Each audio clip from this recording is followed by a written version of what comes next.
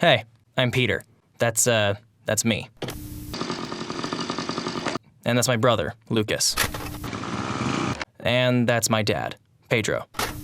We've been riding motorcycles together for almost as long as I can remember.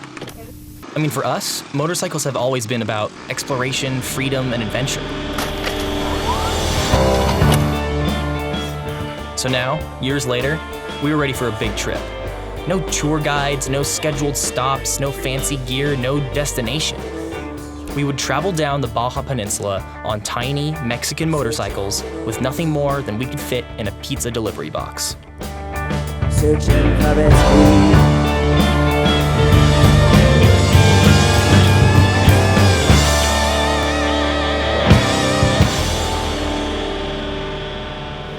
Day 5. What's the plan? Looks like it's still windy. Probably still cold. But we gotta push through it. And go to Coco's Corner, and then we'll see from there. Probably keep on going south. But we'll see. The wind continued to howl outside, seemingly mocking us as we planned our route to Coco's Corner. We may not have been able to see Mike's Sky Ranch, but by God, we were gonna make it to Coco's Corner today.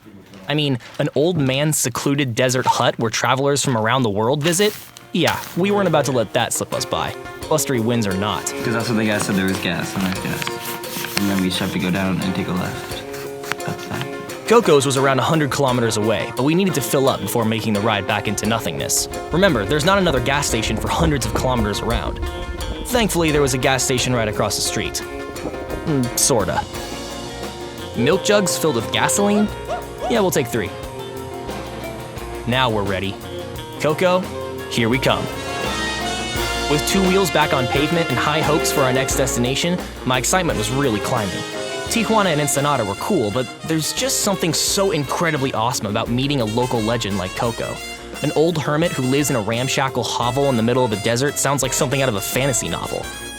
The wind wasn't letting up, and the potholes were just as bad as yesterday, but the promise of adventure kept us going at a steady rate. Except for Dad. Where'd Pedro go? I don't see him. Lucas and I pulled off to wait for him, but after a while, he still was nowhere to be seen. Did he fall? Run out of gas? Pop a tire?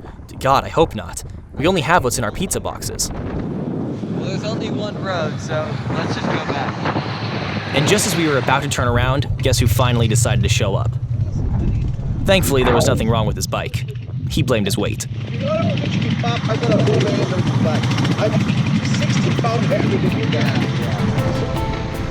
With the wind still beating on us, we trekked on, and next thing you know, we were turning off the only paved road and onto gravel and dirt.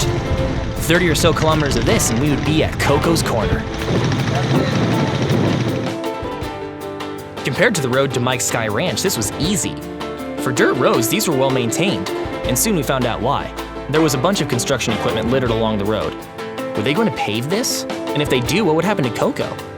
But those thoughts didn't last long, as a heavily stickered sign ahead read Coco's Corner. We rounded the bend, and there it was. I'd gotten accustomed to trash and junk along the side of the road, but this was on another level. There was everything from tires to toilets, barrels to beer cans. Lots and lots of beer cans. It was all being hung about and displayed as proud ornamentation around what can only be described as a shack. Well, we made it to Coco's Corner after cold, windy morning. It still is, and a little cold. So, we went inside and met the man, the myth, the legend, Senor Coco himself. Senor Coco aqui. And man, did he live up to the mysticism. Coco had lost his legs due to diabetes and was bronzed by untold years under the Baja sun. And in case you hadn't noticed it yet, yes, his ceiling and walls are covered in underwear, bras, and panties. Coco, clearly used to strangers, welcomed us in and offered us a cold drink. Roka. We exchanged pleasantries as he drew us a map to Highway 3 and then took out a thick, hardbound notebook and pencil. This was Coco's famous book, a doodle-ridden, annotated, and autographed history of every visitor through the years, complete with names, birthplaces, and vehicles. Okay, you will write your name in here, complete all your names, what place you're born. Okay. And your motorcycle. Okay. Lucas, Bobby. With honor, we each made our entries in the sacred book and bid Coco farewell. Muy encantado. Okay. Muchas gracias. Tenga un buen día, señor.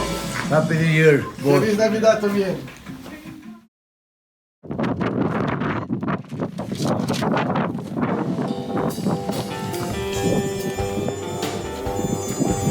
Right there. Let's try to place around here. We can still go down. We can go to here if we wanted.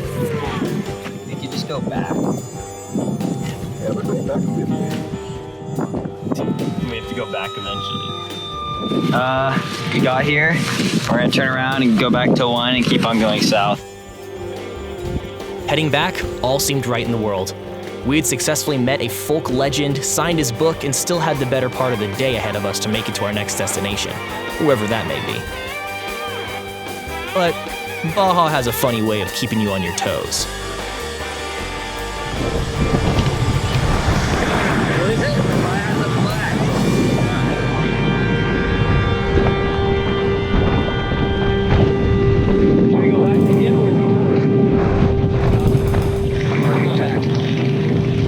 A flat tire? You've got to be kidding me. Unfortunately, Lucas was right. Pedro's tire had a pinch flat, and it wasn't going to make it to the next town. It was windy, cold, and we only had a small toolkit on hand, but we had to make this work. Otherwise, we'd be pushing the bike all the way to Guerrero Negro, over 150 kilometers away.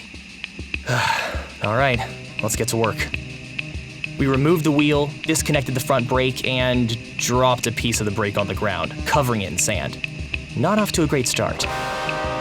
And then, as if to add to our misfortune, the wind picked up.